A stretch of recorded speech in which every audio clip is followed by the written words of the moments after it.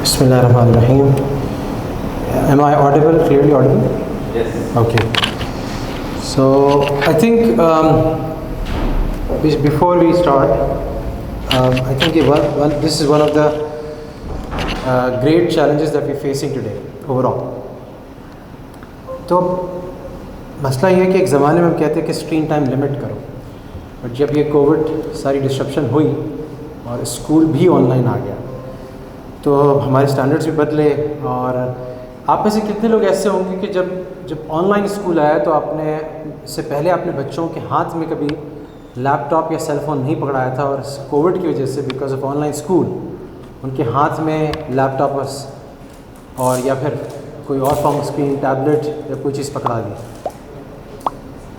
कितने लोगों को ऐसा हुआ है कि वो पहले बच्चों का अपना इंडिपेंडेंट लैपटॉप नहीं था या इंडिपेंडेंट स्क्रीन नहीं थी, after all of what happened उनकी अपने इंडिपेंडेंट लैपटॉप्स, स्क्रीन्स, कहीं पर सेल फोन्स, कहीं पर टैबलेट्स उनके हाथ में आ गए। सो बड़ा इंटरेस्टिंग चैलेंज है कि हम ये देखेंगे कि ज़ाहिर है कि रिसर्च क्या कहती है। इट्स प्रीटी मच जो मैं आपसे डिस्कस करूँगा वो हार्डकोर एविडेंस बेस्ड होगा, और उसके अंदर ये होगा कि मोस्ट ऑफ द टाइम हम वो जो अमेरिकन्स तो बहुत ज़्यादा प्रोग्रेसिव इस मामले में, कोई उनके यहाँ वो कंजर्वेटिव वैल्यूज़ नहीं है जो उनको रोके, लेकिन अगर वो भी किसी मजबूरी की वजह से कुछ बातें डिस्कवर कर रहे हैं और कह रहे हैं तो this must be some serious stuff for us. तो उसको हम एक एक करके देखते हैं कि डिफरेंट इफ़ेक्ट्स क्या हैं डिजिटल स्क्रीन के, उसके बारे में एविडेंस क्या है, और उसमें बहुत सारी रिसर्च है और बहुत सारी रीसेंट रिसर्च है, और कुछ पुरानी है जो कि 1950s से जब टेलीविज़न बहुत कॉमन होना शुरू हुआ था तो उसकी भी रिसर्च है, और उसके बाद फिर 90s में जब PCs बहुत ज़्यादा कॉमन हो गए, 80s में 90s में, और उसके बाद फिर लैपटॉप्स और फिर इवेंचुअली सेल फोन्स पे, स्मार्टफोन्स पे सारा कुछ आने लगा, तो उससे सारी रिलेटेड रिसर्च है। अच्छा, मसला ये है कि मैं थोड़ा सा इसको इंटरेक्टिव रखना चाह रहा हूँ कि थोड़ा सा डेंस है material, dense in the sense के खासी एकेडमिक रिसर्च है जिसको लाना पड़ रहा है, वरना फिर ही सेज में बहुत सारी बातें की जा सकती हैं, बट हमारा फोकस होगा बड़े हार्ड को रिसर्च पे, और हम देखेंगे उससे मैं थोड़ा सा ऑडियंस को भी टेस्ट करूँगा कि आपके जहन में क्या कंक्लूजन इमर्ज हो रहा है, और आपकी एटीट्यूड टूवर्ड्स या strategy towards the cell phones, especially with respect to the usages of those screens by your kids, उस पर क्या इम्पैक्ट पड़ रहा है। तो वो सारी चीज़ हम डिस्कस करते हैं इन अ मोमेंट, और उससे पहले मैं थोड़ी सी ऑडियंस की कॉम्पोजिशन ऑनलाइन भी है। आई थिंक ऑनलाइन तो बहुत सारे हैं, 47 पार्टिसिपेंट्स हैं यहाँ पे, कोई आई थिंक 15-20 यहाँ पे हैं, सो मिला के 60, but I think it's a very important topic. I thank lab school for you know this is something that I've been struggling with my own kids। 4 ऐसे स्कूल गोइंग किड्स हैं जो कि online पढ़ रहे थे और स्कूल जा रहे हैं, और ऑनलाइन ट्यूशन्स भी लेते रहे, वो सारा कुछ है। So what is the way forward, how should I tackle it, वो सारी चीज़ें उसमें इम्प्लीकेशंस किसी हद तक आ रही है। It's not just about school, ठीक है, यहाँ पे कंजर्वेटिव कम्युनिटी वो कहेंगे जी हम तो इसके लिए यूज़ करते हैं बहुत ज़्यादा, उसके अंदर कोई हमारे पास हम एंटरटेनमेंट के लिए यूज़ है, लेकिन let's have a look at the research first and then draw conclusions from this. तो इसको मैं कंट्रोल करूँगा, आप कंट्रोल करेंगे?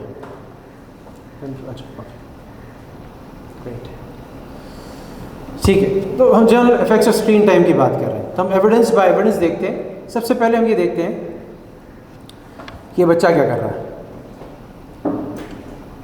अब ये क्यों जो है, क्या वजह है कि ये आसपास इतना इंटरेस्टेड नहीं है जितना वो स्क्रीन में इंटरेस्टेड है। छोटा सा बच्चा है, क्या वजह है कि he is like you know there so much happening around him perhaps, but he has his eyes on the screen only. और ये कॉमन है कि बच्चे के आप सेल फोन पकड़ा दें, उसको किसी चीज़ की ज़रूरत नहीं।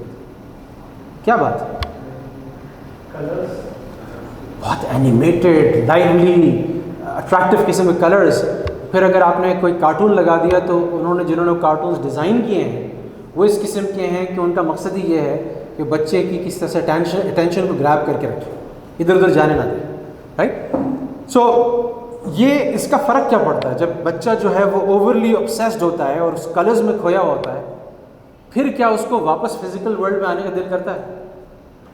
ज़ाहिर उसके लिए बड़ी खुश्क सी हो जाती है, बड़ी मंडेन सी, बड़ी रूटीन सी, बड़ी नॉन कलरफुल और अनअट्रैक्टिव, क्योंकि what is happening on the screen is so much कि आसपास तो वो मज़ा रहता ही नहीं। तो इस वजह से फिर बहुत सारे प्रॉब्लम्स होते हैं, और इसकी एक्सप्लेनेशन हम थोड़ी सी देखेंगे। इसका फ़लसफ़ा पहले समझ लें कि क्यों स्क्रीन टाइम जो है ना वो एक मैजिक है, और इसका एक बड़ा इम्पैक्ट होता है उसकी साइकी पे।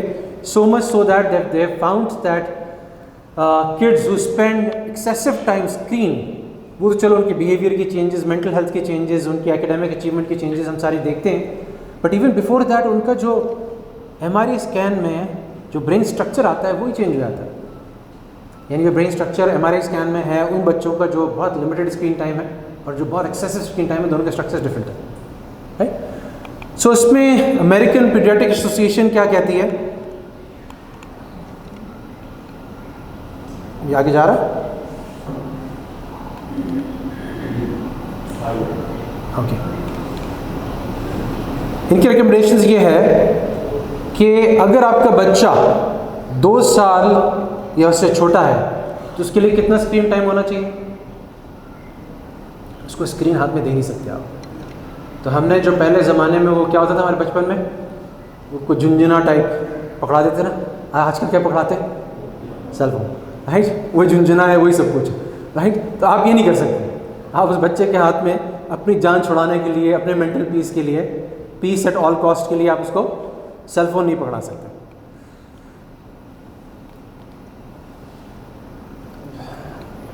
आगे जा रहा है, अच्छा मेरे पास नहीं आया लेकिन उनके पास चला गया, डिफरेंट स्क्रीन डिफरेंट तरह से। अच्छा अभी मेरे पास नहीं आ रहा समाव, चलो मेरे पास थोड़ा सा डिले के साथ आ रहा, okay. No more than 1 hour of screen time for children ages 2 to 5। अब इसमें क्या चीज़ हम चाह रहे हैं, चाइल्ड की साइकोलॉजिकल फिजिकल डेवलपमेंट कैसे इफेक्ट होती है वो हम आगे चल के देखते हैं। तो इसका हासिल क्या हुआ, none for toddlers up to 2 years, और 2 से 5 साल के लिए दिन में मैक्सिमम 1 hour, राइट। अच्छा इसकी वजूहात क्या है? अब सवाल ये पैदा होता है कि नहीं सर ये क्या मसला है, बच्चा खुश है, पेरेंट्स खुश हैं, सब खुश हैं, what problem do you have और the American Academy of Pediatrics have with this, right. उसको समझने के लिए हमें थोड़ी सी रिसर्च स्टडीज़ देखनी पड़ेगी।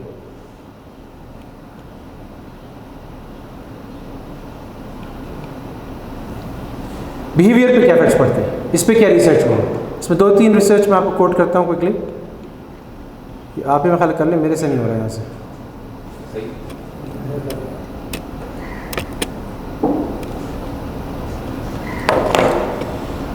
अच्छा, kids who were exposed to more screen time showed significantly increased behavioral problems at 5 years। जो बचपन में अगर आप 2 साल तक और 2 साल से 5 साल तक अगर आप ये गाइडलाइंस नहीं फॉलो करते और एक्सेसिव टाइम से एक्सपोज होते हैं तो उनके बिहेवियरल प्रॉब्लम्स विजिबल हैं by the age they reach 5, by the time they reach 5 years of age।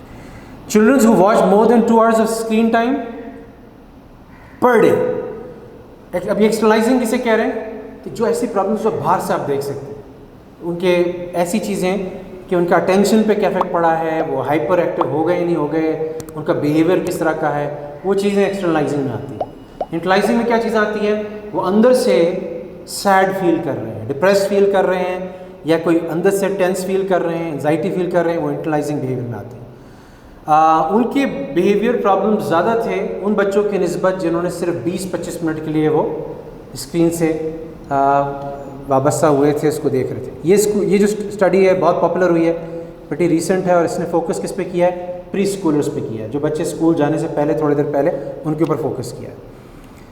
साथ साथ आगे कीजिएगा।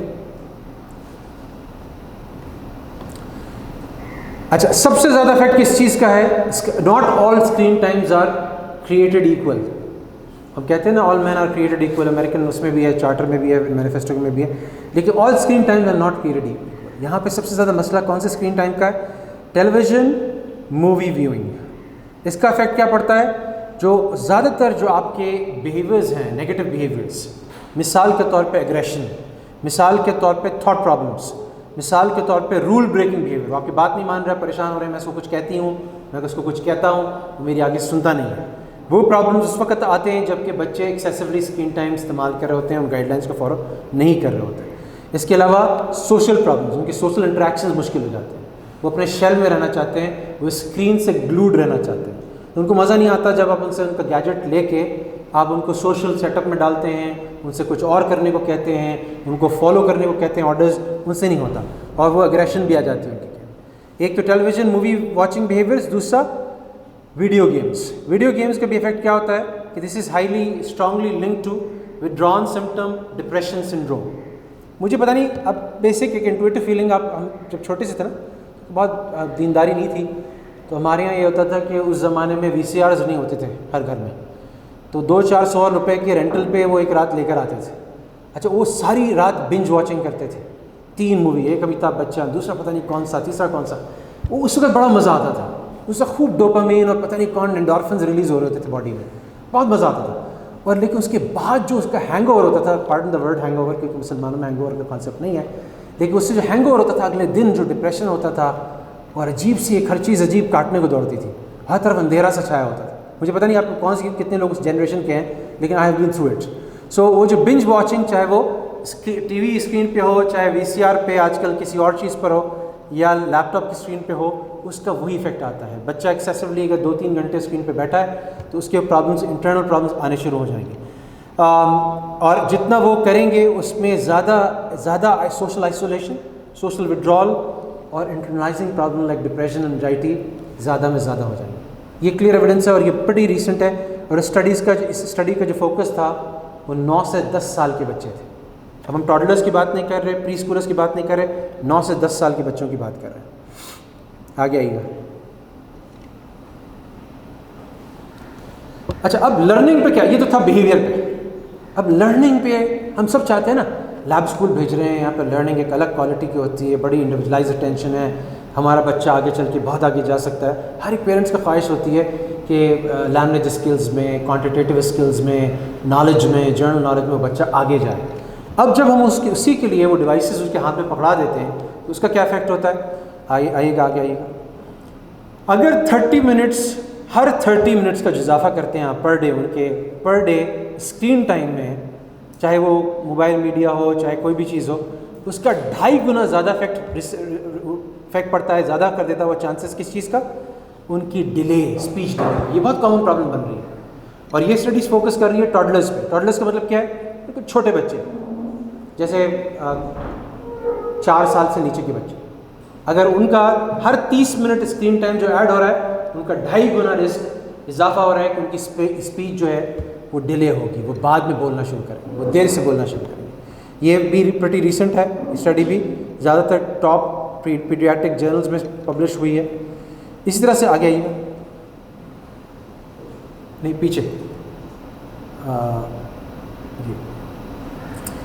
अच्छा, अब जो बच्चे जो एजेस 2 से 3 साल के ऊपर, जिन्होंने ज़्यादा वॉचिंग की, स्क्रीन टाइम पे ज़्यादा टाइम स्पेंड किया, फिर उनका टेस्ट लिया गया 3 साल की एज पर, 5 साल की एज पर, तो उनके जो डेवलपमेंट टेस्ट थे वो उनके मोटर स्किल्स को मेजर कर रहे थे, hand eye coordination type skills को मेजर कर रहे थे, उनकी कम्युनिकेशन को कर रहे थे, लेगो शेगो पकड़ा के उनको प्रॉब्लम सॉल्विंग उनकी देखी जा रही थी, दूसरी तरीके से उनकी प्रॉब्लम सॉल्विंग देखी जा रही थी, और there was evidence of directional association. Directional association का मतलब ये है कि पहले हमेशा रिसर्च में ये बातचीत रही थी कि हमें ये नहीं पता कि जो बच्चे, हमें ये एसोसिएशन तो नज़र आ रही है कि जो बच्चे ज़्यादा स्क्रीन टाइम स्पेंड करते हैं उनके ये जो डेवलपमेंटल स्किल्स होते हैं, अर्ली लर्निंग स्किल्स होते हैं, motor skills, memory skills, problem solving skills, ये पीछे होते हैं। लेकिन हमें नहीं पता कि वो पीछे होते हैं तो फिर वो स्क्रीन ज़्यादा इंजॉय कर रहे होते हैं, उनके पेरेंट्स ज़्यादा पकड़ा देते हैं, या फिर स्क्रीन उन्हें हाथ में पहले पकड़ी होती है, उसकी वजह से उनकी डेवलपमेंट रिटार्ड होती है। लेकिन स्टडी ने क्या किया? स्टडी ने चालाकी ये की कि इन्होंने उन बच्चों को ट्रैक किया, लॉन्गिट्यूडनल स्टडी थी, यानी टाइम में ट्रैक किया उन बच्चों को, 2 साल 3 साल पे उनकी डिजिटल हैबिट्स को, स्क्रीन टाइम को डॉक्यूमेंट किया, फिर 4 साल बाद दोबारा उनका टेस्ट लिया, 5 साल यानी 5 साल की एज पर उनका दोबारा टेस्ट लिया। तो उनकी जो फाइंडिंग थी वो ये थी कि there is a directional association, कि स्क्रीन टाइम जिन बच्चों का ज़्यादा था वही आगे चल के उनकी जो प्रॉब्लम सॉल्विंग स्किल्स थे और उनकी लर्निंग डेवलपमेंट वो रिटार्ड हुई, वो लैग की, वो पीछे गई। तो बहुत इंपॉर्टेंट फाइंडिंग, ये स्टडी यूनिक है इस सेंस में कि इसने पहली दफ़ा ये डायरेक्शनल एसोसिएशन प्रोवाइड की। आगे आइएगा।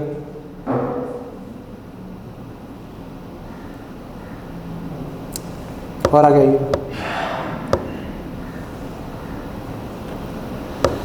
खासतौर पर टेलीविज़न वॉचिंग का, मूवी वॉचिंग का कार्टून्स वॉचिंग का सबसे ज़्यादा इम्पैक्ट है कि वो ओवरऑल एकेडमिक परफॉर्मेंस को लैंग्वेज में भी क्वांटिटेटिव स्किल्स में भी इफ़ेक्ट करते हैं। बहुत क्लियर एविडेंस है और दोनों को अलग अलग मेजर किया गया, अंग्रेज़ी, उर्दू, अरबिक बोलने को और मैथमेटिकल स्किल्स को, और दोनों में इफेक्ट नज़र आया। The higher the screen time the worse the performance, the academic performance. आगे आइए।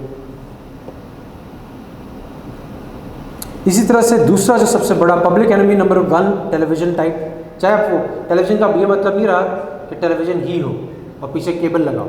टेलीविज़न का मतलब ये भी है कि आप उसको घंटों बैठ के जो है ना वो 10 एपिसोड्स उसके साथ बैठ के आप अर्तुगरुल के या उस्मान के एक साथ देख रहे हैं, ये भी टेलीविज़न ही है। भाई आप कहेंगे तो एक तो इस्लामिक है, दूसरा ये कि मैं लैपटॉप पे देख रहा हूँ, तो दिस नहीं, it's not different anyways, right. हाँ, उसको दिखाएं आप एक लिमिटेड उसमें दिखाएं, ठीक है, लेकिन एक्सेसिव की हम बात करें। इस तरह से वीडियो गेम्स के जो बच्चे उन्होंने ज़्यादा टाइम इफेक्ट स्पेंड किया या एडिक्शन थी, तो वो भी उनके एकेडमिक स्कोर्स भी बाकी बच्चों की निस्बत कहीं पीछे थे। आगे आइएगा। अच्छा, ये एक मज़ेदार बात निकली कि जब एज से उन्होंने डेटा को देखा तो जहाँ पे हम कह रहे थे कि टॉडलर्स पे और उन पे इम्पैक्ट ज़्यादा आता है, यहाँ पे टीनेजर्स ज़्यादा अफेक्टेड थे। यानी एडोलेसेंस की एज पे 12-13 साल से ऊपर 17-18 साल तक वो बच्चे जो थे वो ज़्यादा इफेक्ट था उनको जब वीडियो गेम्स आते, when it comes to video games. So उन पे उनकी इफेक्ट, और ये जो स्टडी है कोई एक स्टडी नहीं है, 58 स्टडीज़ का निचोड़ है जो रिव्यूज़ ऑफ स्टडीज़ है। आगे आइए। आगे आइए। अच्छा, अब इन्होंने क्या किया, एक और स्टडी की और ये थी 8 से 11 साल के बच्चों के लिए, और इस स्टडी के अंदर पीछे जाइए, आगे पीछे जाइए, आगे एक स्लाइड आगे।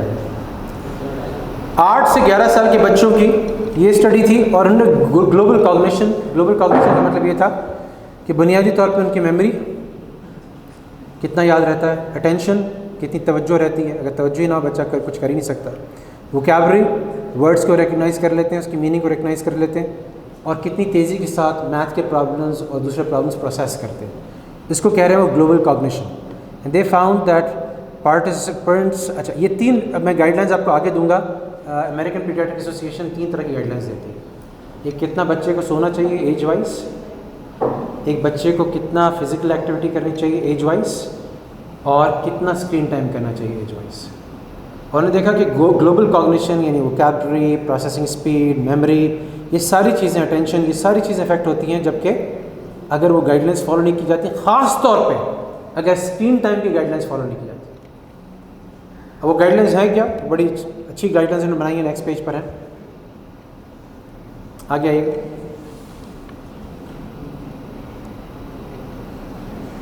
मेरे पास थोड़ा सा डिले के साथ आ रहा है, ठीक है, यही स्क्रीन है, आ गई मेरे पास भी। अच्छा, ये पहली कैटेगरी आपको दिख रहा है, पहली रो दिख रही है ना, इसके अंदर इन्फेंट्स की बात हो रही है अंडर 1 ईयर ऑफ एज। एक दिन में उनको कितनी देर फिजिकल एक्टिविटी करनी है, at least 30 minutes. Screen time second column में फर्स्ट रो में देखिएगा 0 minutes screen time. Good quality sleep 14 से 17 घंटे बच्चे को सोना चाहिए, और ज़रा सा बड़ा हो जाए 1 साल के बाद तो 12 से 16 घंटे। जब 1 से 2 साल के दरमियान वो आ गया तो उसकी फ़िज़िकल एक्टिविटी 1.5 घंटे हो जानी चाहिए। उसका सेडेंट्री स्क्रीन टाइम वो 50 मिनट की अपर लिमिट दे रहे हैं, और इसके बाद गुड क्वालिटी स्लीप 11 से 14 घंटे होनी चाहिए। फिर जब बच्चा 3 से 4 साल का हो जाए तो उसमें 180 मिनट्स और 60 मिनट्स के इसका बाद में इजाफा होना चाहिए, और sedentary screen time again 1 hour को तक लिमिट कर रहे हैं, और 10 से 13 घंटे की। अच्छा, बड़ी मज़ेदार बात यह है कि एक उन्होंने ये फील किया कि जहाँ पे स्क्रीन टाइम थोड़ा ज़्यादा था भी, वहाँ पे अगर बच्चे प्रॉपरली स्लीप कर लेते हैं, सो जाते हैं, उनकी नींद पूरी हो जाती है, तब भी वो स्क्रीन टाइम के बहुत सारे अब्यूज़ और डिसएडवांटेजेस जो थे वो मिटिगेट हो रहे थे, वो कम हो रहे थे अगर बच्चों को प्रॉपर तरीके से सुधार लिया जाए। लेकिन एक्सेसिव स्क्रीन टाइम नहीं, एक नॉर्मल, यानी जूम पे वो क्लासेस लेता रहा, ज़रूरी चीज़ें करता रहा, हमने इंश्योर कर लिया कि 2 घंटे पहले हमने उसको स्क्रीन छुड़ा दी थी, ब्लू लाइट सामने नहीं आई थी, वो आराम से टाइम पे सोने को चला गया, तो ऐसे केस में भी बच्चे, और 8 से 10 घंटे उसकी बच्चे की नींद हो गई, यहाँ पे जो बाकी गाइडलाइंस उसके मुताबिक नींद हो गई, तो बच्चे के अंदर behavioural problems, mental problems, learning problems इतनी ज़्यादा नहीं थी। आगे आइए। हेल्थ पे क्या इफेक्ट होता है, बहुत सारी स्टडीज़ हुई और इसमें से चंद स्टडीज़ का मैं खुलासा पेश कर रहा हूँ आपके सामने। मेरे पास ये आता नहीं है। अच्छा, जो बच्चे 3 घंटे रोज़ाना लगाते हैं उनका इंसुलिन रेजिस्टेंस का मतलब ये होता है कि आपके सेल्स में शुगर एब्जॉर्ब नहीं होती और फिर लिवर को ज़्यादा इंसुलिन प्रोड्यूस करनी पड़ती है। तो ये एक हार्बिंजर होता है, प्रीमॉनिशन होता है टाइप 2 डायबिटीज़ का। बाद में बच्चों में डायबिटीज़ आ जाती है और इसके अलावा इससे ओबेसिटी भी बच्चा जो है वो वेट पुट ऑन करता है, वो भी बढ़ जाती है। और जो बच्चे 2 से कम घंटे यानी वो गाइडलाइंस को फॉलो कर रहे हैं, अगर उनका 2 से कम घंटे टाइम है तो उनके अंदर ये इंसुलिन रेजिस्टेंस का प्रॉब्लम नहीं था। नंबर 1। नंबर 2 आगे आइएगा, स्लीप हेल्थ और स्क्रीन टाइम। अब मैं आगे चल के आपको नेटफ्लिक्स के CEO रीड हेस्टिंग्स का एक कोट सुनाता हूँ, लेकिन वो बड़ा डायरेक्ट रिलेशनशिप है। जब वो कम सोएंगे, जब वो स्क्रीन टाइम ज़्यादा होता है तो आमतौर पे बच्चे कम सोते हैं। अंडरलाइंग मैकेनिज़्म क्या है कि जब वो ज़ाहिर है कि वो स्क्रीन से क्लूड हैं, स्टक हैं, उस पर टाइम ज़्यादा स्पेंड कर रहे हैं, तो उनको सोने में मज़ा नहीं आ रहा, वो उसको डिले करना चाहते हैं। इसके अलावा जो उनको एक साइकोलॉजिकल स्टिमुलेशन हो रही है, मज़ा आ रहा है स्क्रीन पे, तो स्क्रीन छोड़ने का दिल नहीं चाह रहा। ये आगे चल के जो मैं कोड दूंगा उससे ये चीज़ क्लियर हो जाएगी। अच्छा, इसके अलावा आपको पता है कि स्क्रीन पे एक ब्लू लाइट होती है जो कि एक आपका सब्सटेंस होता है मेलाटोनिन, जो आपकी बॉडी प्रोड्यूस करती है सोने से पहले। तो जो आपकी सर्केडियन रिदम जो अल्लाह ने इंस्टॉल की हुई है आपकी बॉडी के अंदर, जब वो नहीं चलती, जब वो प्रॉपर्ली वर्क नहीं करती तो मेलाटोनिन रिलीज़ नहीं होता ब्लू लाइट की वजह से। इसलिए आपने अक्सर देखा होगा कि आप रात में उठाते हैं, अच्छा मैं फजर का अलार्म लगा लूँ, लेकिन वो व्हाट्सएप के मैसेजेस आप चेक करने लगते हैं तो नींद भाग जाती है। आप भूल जाते हैं कि मैंने उठाया क्यों था, राइट, और व्हाट्सएप मैसेजेस चेक कर रहे होते हैं, उसमें नींद गायब हो जाती है। तो मेंटल हेल्थ पे ये इफेक्ट। अच्छा, अब ये और ख़तरनाक बात है कि there is a clear pattern linking screen activities higher levels of depressive syndromes, suicide related outcomes. इसमें दोनों तरह के हैं कि ये ख्वाहिश होना कि मैं सुसाइड कर लूँ, thinking about it, and actual attempt of suicide. This has been linked with excessive screen times. जो लोग पार्टिसिपेंट्स जो थे जिन्होंने 5 hours daily screen time use किया, उनमें से तकरीबन आधे जो थे वो ऐसे थे जिनको एटलीस्ट एक दफ़ा सुसाइड या तो ख्याल आया उसके अटेम्प्ट की, एज़ कम्पेयर टू वो लोग जिन्होंने 1 घंटे या से कम लगाया, उनका 20% 29% तक था सुसाइड रिलेटेड आउटकम्स की तरफ रुझान। आगे आइएगा, डिप्रेसिव सिंड्रोम्स, सुसाइड सिंड्रोम्स, ये इन्होंने देखा कि 2010 से लेकर 2015 तक जब स्टडी का पीरियड था, उसमें जैसे जैसे ज़िंदगियों में स्क्रीन टाइम ज़्यादा आता गया, जैसे जैसे स्टीव जॉब्स एक नया मॉडल निकालता रहा आईफोन का, सब उसको फॉलो करते रहे, उस तरह से ये चीज़ें बढ़ती चली गई ओवर टाइम, राइट। और इसमें मज़ेदार बात यह है कि जो स्क्रीन टाइम है ये जेंडर न्यूट्रल नहीं है, ये बच्चियों को ज़्यादा अफेक्ट करता है और बच्चों को कम अफेक्ट करता है, लड़कों को निस्बतन लड़कियों की, क्योंकि लड़कियां ज़रा ज़्यादा सेंसिटिव होती हैं, ज़्यादा हसास होती हैं। तो अगर वो बच्चियां अगर वो टाइम गुजार रही हैं तो लड़कों की निस्बत ज़्यादा अफेक्ट होती हैं उससे, और उनकी जो इंटरनल साइकोलॉजिकल हेल्थ प्रॉब्लम्स हैं वो स्क्रीन टाइम से लड़कों की निस्बत इवन ज़्यादा होती हैं। ख़ास तौर पे जब सोशल मीडिया की बात आती है, ख़ास तौर पे जब सोशल मीडिया की बात आती है तो उस वक़्त बच्चियां जो हैं ज़्यादा अफेक्ट होती हैं और लड़के भी इफ़ेक्ट होते हैं लेकिन निस्बतन कम होते हैं। इसके अलावा रिस्क और डेंजर्स क्या हैं to spending time in the digital world. आप इमर्स हो जाते हैं, एडिक्ट बन जाते हैं। ये उन्होंने किया कि वही जो आपको गो हाई जो एडिक्शंस में होता है, डोपामीन वगैरह आपके उसमें बॉडी में इस तरह से रिलीज़ होता है जब आपकी पोस्ट को कोई लाइक करता है, जब स्क्रीन पे ज़्यादा टाइम गुजारते हैं, जब वीडियो गेम में आप एक लेवल से दूसरे लेवल में चले जाते हैं, तब उसी किस्म का एडिक्टिव डोपामीन रिलीज़ होता है और फटीग होता है, डिसोसिएशन होती है विद द अदर एनवायरनमेंट।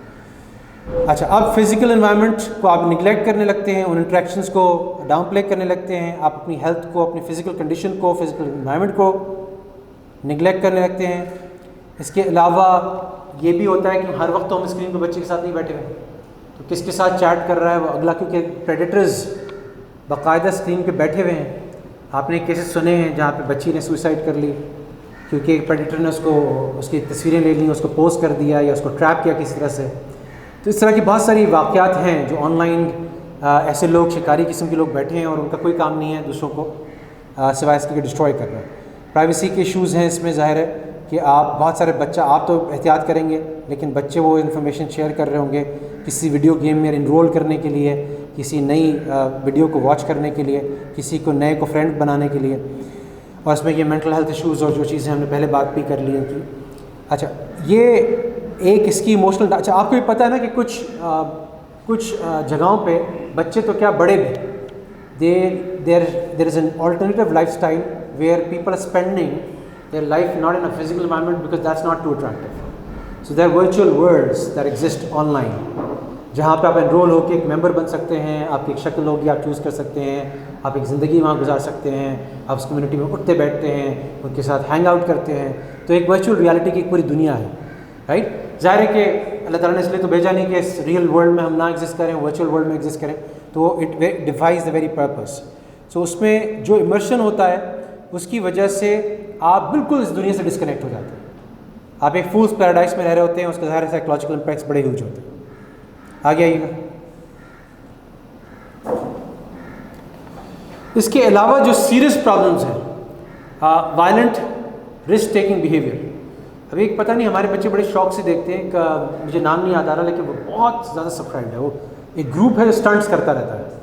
क्या नाम है उसका? बहुत पॉपुलर है वो। बच्चे एक्चुअली मैं खुद नहीं देखता, वो ग्रुप है जो मिलियंस ऑफ डॉलर्स देता है स्टंट्स के लिए, डिफरेंट स्टंट्स के लिए। ये कभी कभी मैं देखता हूँ। अच्छा वो जो उसमें बहुत रिस्क टेकिंग बिहेवियर्स होते हैं, उसमें वो डिस्क्लेमर भी देते हैं, लेकिन ज़ाहिर है कि बच्चे डिस्क्लेमर नहीं सुनते, उसको देख रहे होते हैं।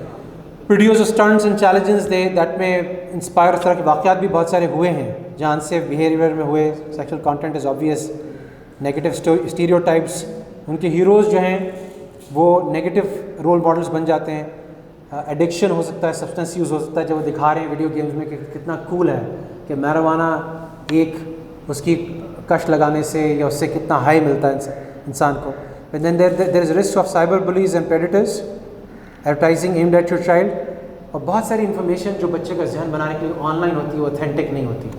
और ये आपको पता है कि फेसबुक इससे स्ट्रगल करता रहा है कि जिस तरह से र्यूमर्स स्प्रेड होते हैं उस तरह से सही न्यूज़ स्प्रेड नहीं होती ऑनलाइन।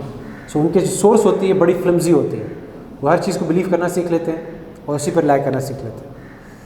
इसके अलावा other quality of life issues में ज़ाहिर है बच्चा का जितना स्क्रीन टाइम ज़्यादा करेगा उतना वो किताबें नहीं पढ़ेगा, फैमिली फ्रेंड्स के साथ कम टाइम होगा, फिजिकल एक्टिविटी कम होगी, मूड स्विंग ज़्यादा होंगे, इमेज प्रॉब्लम्स होगा क्योंकि वो तो उसको तो बोलना ही नहीं आया, उसको तो इंटरेक्ट करना ही नहीं आया, उसको सोशली एक्ट आउट करना ही नहीं आया। ये फोमो एक बहुत बड़ा फिनोमेना है, हम सबको होता है जब कहते अरे तुम्हें नहीं पता, अरे तुम्हें नहीं पता चला, कौन सी दुनिया में रहते हो मियाँ। अब वो चक्कर जो है ना, वो मुझे ये जुमला ना सुनने के लिए मैं बड़ी मेहनत करता हूँ कि मेरी फीड्स हैं और मैं जानना चाहता हूँ। स्कूल में बच्चा जब जाएगा ना तो वो कहेगा कि अच्छा तुमने नहीं देखा कल, खास फ्राइडे को कल जो उस्मान का एपिसोड आया उसमें ये होगा। अब वो बच्चा चाहता नहीं कि उससे सुने, वो खुद देखना चाहता था। इसी तरह से फिर वो कोई कार्टून है, कोई चीज़ है, PSL है, अच्छा तुमने नहीं देखी, उसकी इनिंग ही नहीं देखी, यार तुम कौन सी दुनिया में रहते हो, you don't know what you missing out in life. Fear of missing out बच्चे को, लेकिन हमें बच्चे को इन तमाम चीज़ों के बावजूद ना उनको उन चीज़ों से हटाना है, क्योंकि उनका लॉन्ग टर्म में वो we want them to win the long term war, not the short term skirmishes, उससे हम कंसर्न नहीं है। तो हमें उनको आगे के लिए प्रिपेयर करना है। तो फियर ऑफ मिसिंग आउट को अगर हम इसका शिकार बन गए ना तो फिर हर वक्त हम यही इसी फिक्र में रहेंगे कि अच्छा ये भी देख लें, वो भी देख लें, और ज़िंदगी में सारे करने के काम रह जाएंगे। Less time learning other ways to relax, and दूसरी चीज़ें हम भुला देंगे जिसमें अल्लाह ताला ने वाकई फ़रहत राहत इंसान के लिए लिखी है। ये जो मैं रेफ़र कर रहा था ये सबसे बड़ा प्रॉब्लम है। रीड हेस्टिंग्स क्या कहता है, आगे आइए, मेरे पास देर से आता है। We actually compete with sleep and we are winning, ठीक है। और एक और इसका साथ एक ये भी है, इसका ट्वीट भी है। नेटफ्लिक्स कहता है, ये ऑफिशियल ट्वीट है, sleep is my greatest enemy. अच्छा, स्लीप की जो अहमियत है मैं थोड़ा सा बताने के लिए आपको थोड़ा सा वापस आएगा। स्लीप की अहमियत बताने के लिए सिर्फ एक बात कहूँगा कि जितना रेजिस्टेंस है और सारी चीज़ें हैं, ये स्लीप यानी कोविड का इफेक्ट होना या दूसरी चीज़ों का, ये स्लीप से रिलेटेड है। Memory, cognition problem, emotional intelligence, कैसे मैं रिएक्ट कर रहा हूँ, उसमें स्लीप का बड़ा ताल्लुक़ है। और ठीक है, हमारे यहाँ भी ये सिखाया जाता है, अगर हम इसको दीन से इंटीग्रेट करें कि हम बार बार कुरान पढ़ते हैं कि ये लोग जो नेक लोग हैं ये रातों को अपने बिस्तर से अपने जनाब या अपने करवट अलग रखते हैं। तो याद रखिए, हम कैलूला और दूसरी चीज़ें उसको रिप्लेस कर रहे होते हैं। लेकिन जब हम स्लीप को रिप्लेस करते हैं, एक तरफ हम अल्लाह की याद में कर रहे हैं, अल्लाह से कनेक्टेड हैं, तो उसका तो एक बेनिफिशियल इम्पैक्ट है, उसका तो बेनिफिट अल्लाह ने मैनेज करना है। लेकिन जब हम वो नेटफ्लिक्स से अटैच्ड हैं तो फिर ज़ाहिर है कि उसकी जो फसाद है, उसका जो मफासिद हैं, जो उसके डेंजर्स हैं, जो उसके रिस्क हैं, वो पूरी तरह हमें इफेक्ट कर रहे हैं। आगे आइएगा।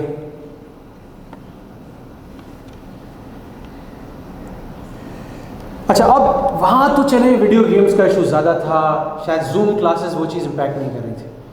शायद अगर लर्निंग होता, हम किसी का बयान ऑनलाइन सुन रहे होते तो उसके बारे में रिसर्च इतनी ज़्यादा नेगेटिव नहीं है।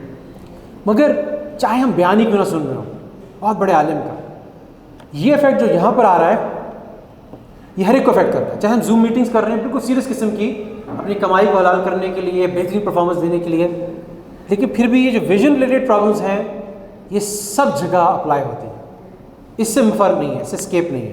तो विजन रिलेटेड ये DS कहलाता है, ये डिजिटल फटीग भी कहलाता है, आई स्ट्रेन होता है, डिजिटल आई स्ट्रेन कहते हैं इसको, कंप्यूटर विजन सिंड्रोम भी कहते हैं, CVS भी कहते हैं।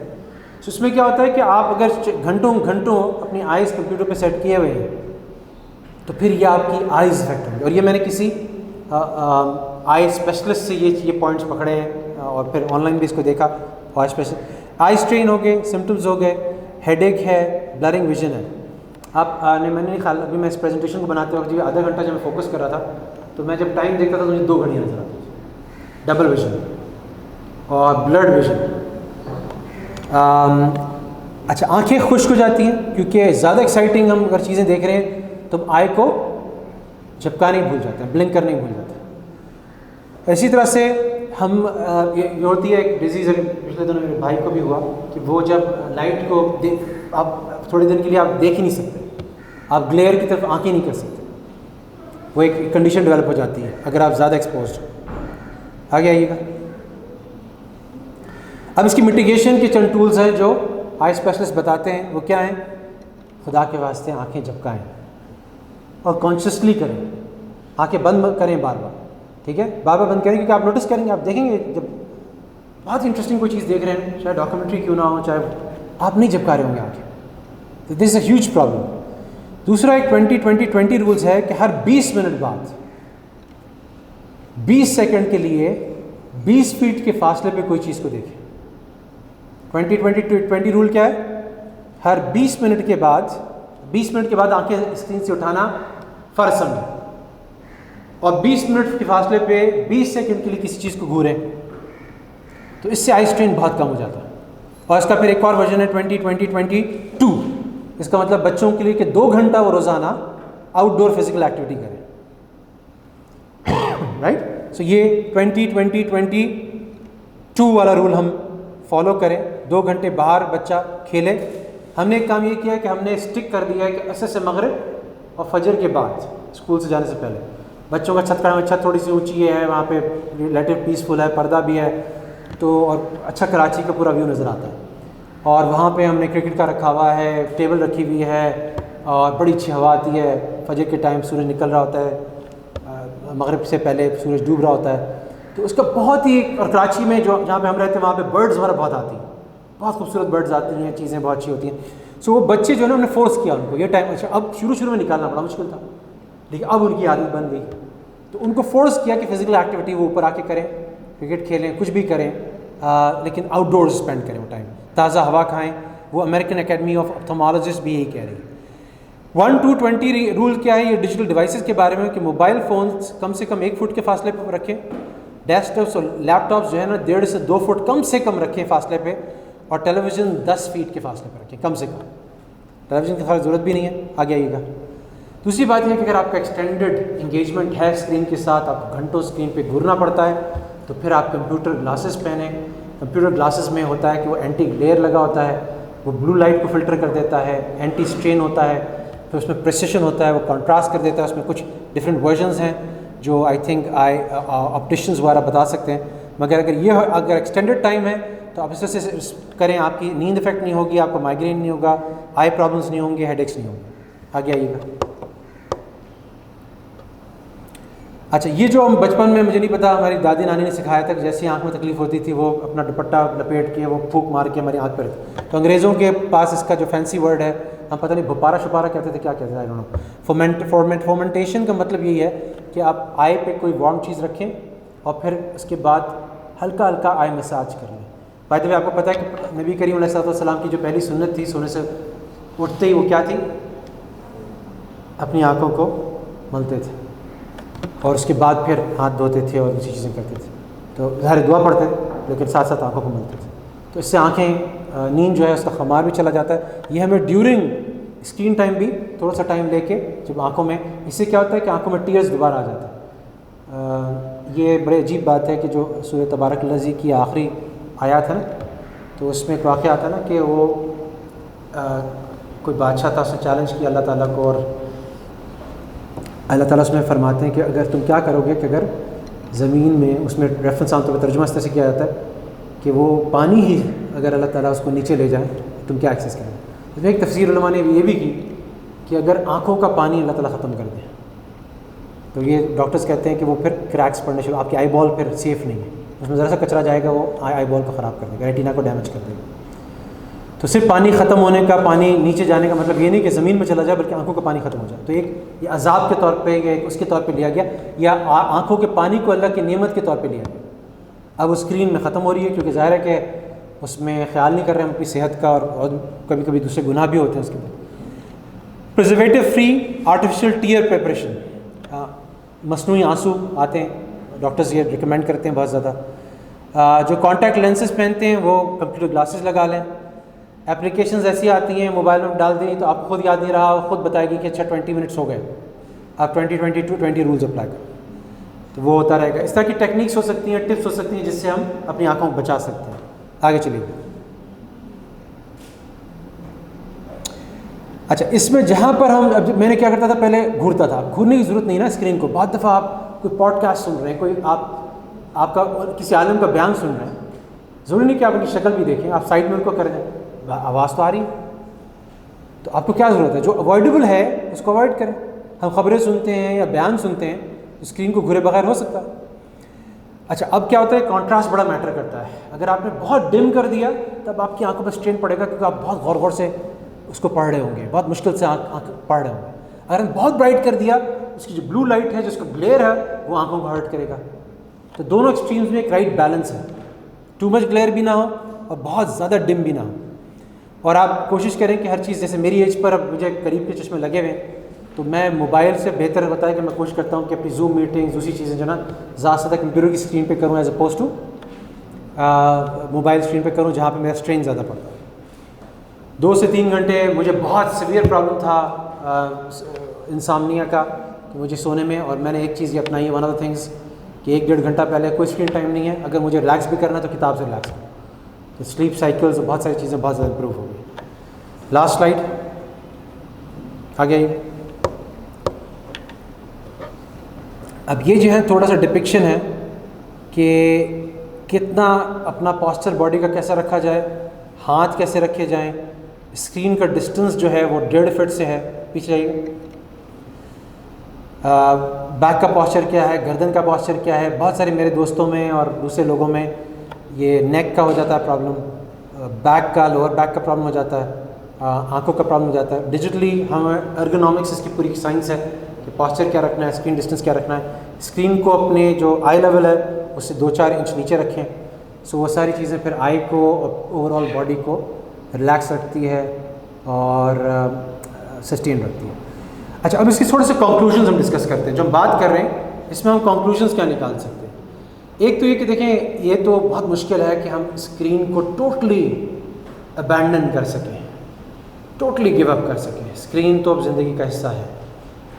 अब इसमें पहला जो टेक अवे है पूरी प्रेजेंटेशन से वो ये है कि इसमें जो हमारा, मिसाल के तौर पे मैं आपको छोटी सी बात बताऊं, मैं थोड़ा सा ना बच्चों को एंगेज करने के लिए इसलिए कि वो अपने दोस्तों के साथ, कज़न्स के साथ या दूसरे लोगों के साथ जाके, चूँकि उनको घर में ना मिले तो पता चला वो बाहर जाके कार्टून टाइम कर रहे हैं, तो थोड़ा सेशंस रखता हूँ। मगर सेशंस एक तो बहुत लिमिटेड होते हैं। एक बड़ी इंटरेस्टिंग आपको बात बताऊँ कि ADHD, attention deficit hyper sensitivity hyper activity disorder, अब ये जो है ये इसके दो डायमेंशन है।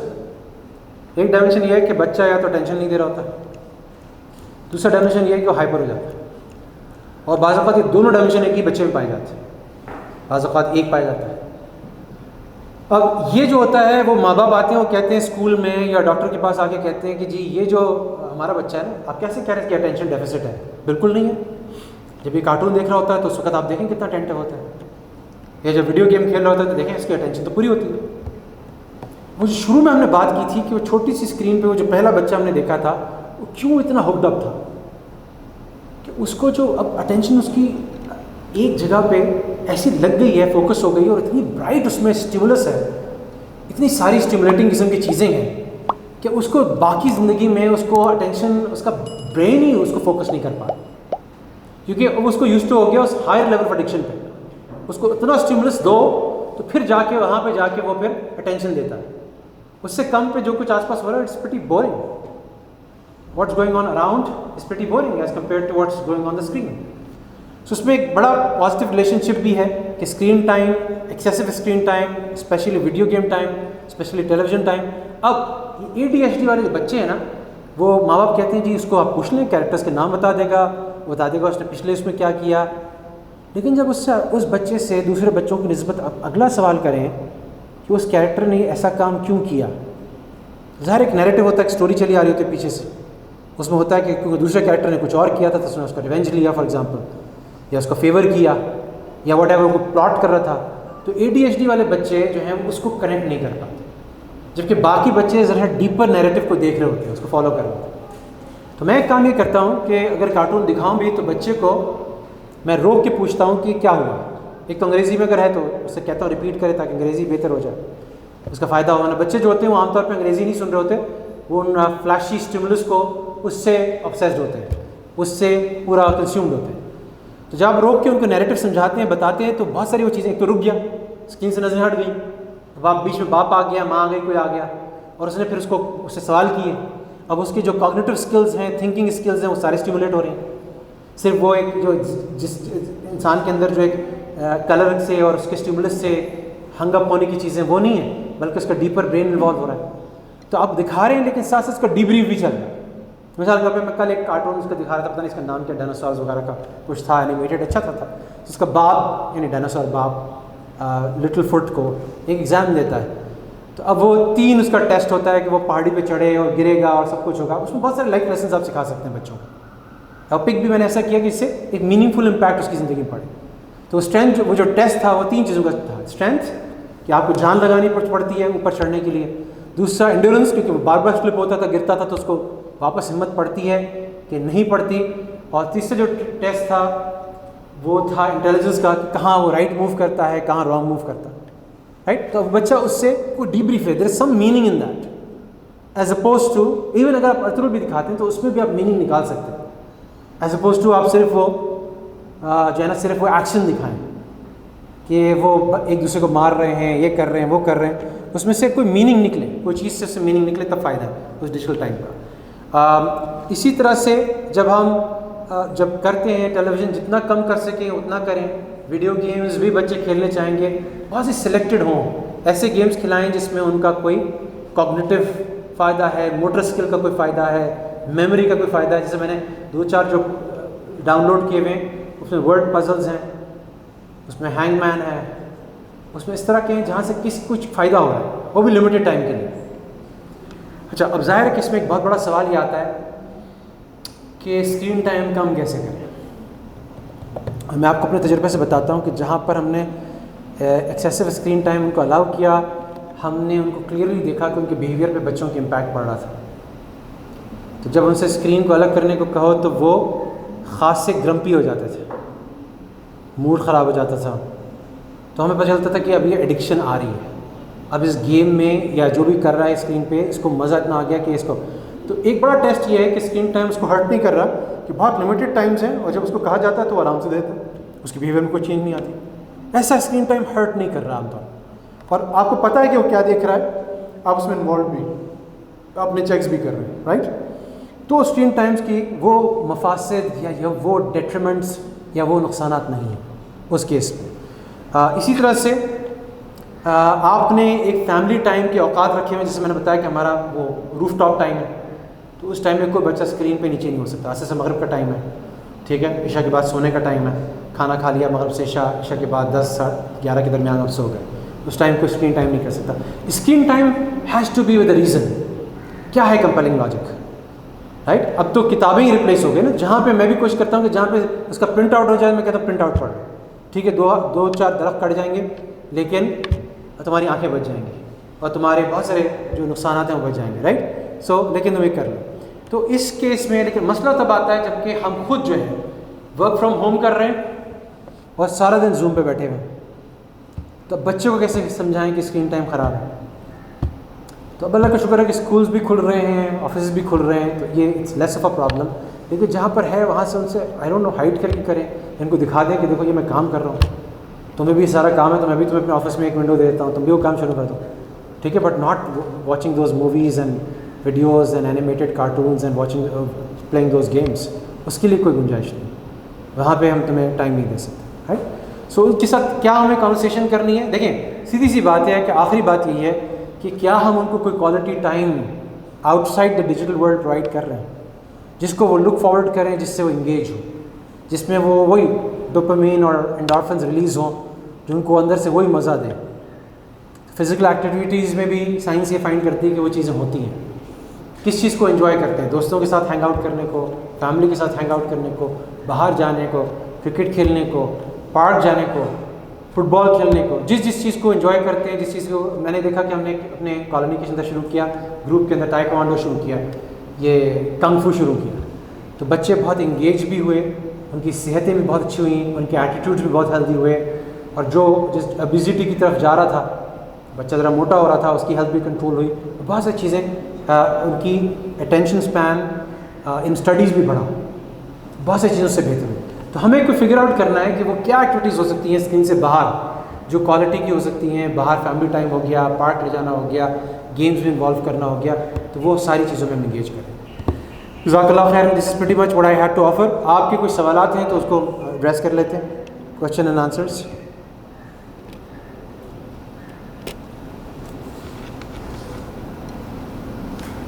जैसे भी हमने मुख्तलिफ चीज़ों की बात करी, ये लैपटॉप्स हो गए जी, मोबाइल्स हो गए, मैंने अपने तौर पर इतनी ऑब्जर्व की कि जब हमने यही टाइम अगर बच्चों को हमने एक बड़ी स्क्रीन पे दिया तो उनकी उतनी अटेंशन उन चीज़ों पे नहीं रही। एक तो वो डिस्टेंस भी उनका मेंटेन हुआ, जब वो मोबाइल को बिल्कुल क्लोज करके देखते हैं तो उनको इधर उधर कुछ नजर नहीं आता, तो उसके अंदर इतने इन्वॉल्व हो जाते हैं, मतलब वो लेटे हुए बैठे हुए कुछ नहीं। जैसे मेरा बेटा है 14 ईयर्स का, वो गरीब है, तो उसको CS को खेलने का बहुत ज़्यादा वो है। जब पहले और दूसरे गेम्स खेलता था तो वो जो 21 इंच की 19 इंच की जो स्क्रीन होती थी उससे मैं बहुत ज़्यादा इरिटेट होता था। मैंने वॉल पे 40 इंच की स्क्रीन उसको करके दे दी कि भाई आपका डिस्टेंस भी मेंटेन है, केबल दबा के बड़ी कर दी, तो ये चीज़ भी थोड़ी इफेक्ट करती है।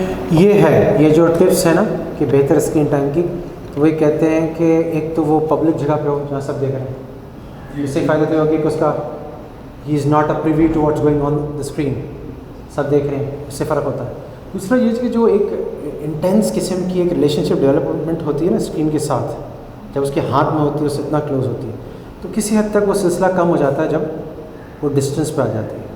वो ये कहते हैं कि बजाय इसके कि स्क्रीन को उसको प्राइवेटली दो, वो पब्लिकली कहीं ऐसी स्पेस में लगा हो जहाँ आते जाते हुए लोग देख रहे हैं। एक तो ये भी कहते हैं, दूसरे कहते हैं कि उसको, हाँ ये भी कहते हैं कि वो ऐसी ना हो कि वो कोने में ले जाके अलग से बैठ जाए, क्योंकि इसमें ऑटोमेटिक दूसरी चीज़ें भी आ जाती हैं कि आप मॉनिटरिंग कर रहे हैं, क्योंकि अब तो वीडियो गेम्स में भी कुछ नाजेबा कंटेंट आ जाता है, तो कुछ बीच में आ जाता है, पता भी नहीं चलता, एडवर्टाइजमेंट्स ऐसी आ जाती हैं जो आप एक्सपेक्ट नहीं कर रहे होते। और इसमें एक बड़ी अच्छी टिप एक और मुझे याद आ गई कि कभी ऐसा हो कि कोई नाजेबा चीज़ आ जाए स्क्रीन पे, तो अव्वल तो जो बच्चे होते हैं, जिस तरह से माशाल्लाह हमारे दीनदार घरानों के बच्चे हैं, वो खुद ही बेचारे एकदम उसको करते हैं, परेशान होते हैं, तो इसको टीचेबल मोमेंट बनाया जा सकता है।